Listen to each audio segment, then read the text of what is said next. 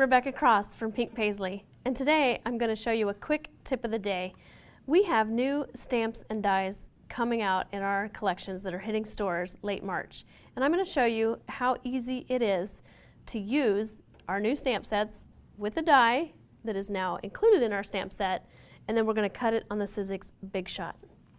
So I don't have the entire stamp set here today, but I do have one telephone stamp from our switchboard collection that we're going to be using to go through this tip. So I'm actually just going to ink up the stamp.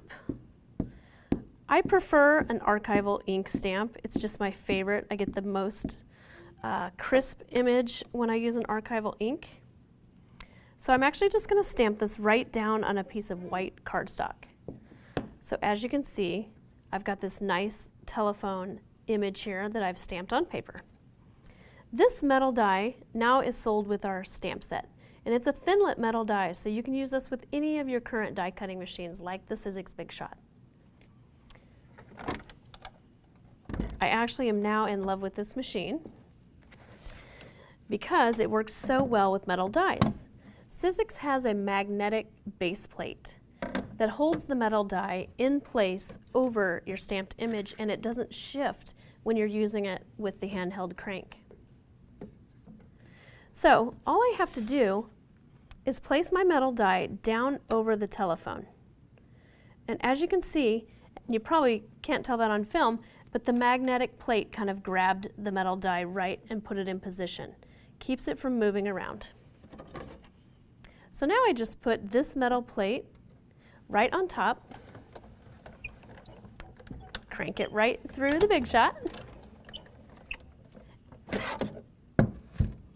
and when I'm done, I have quickly stamped and die cut the little telephone.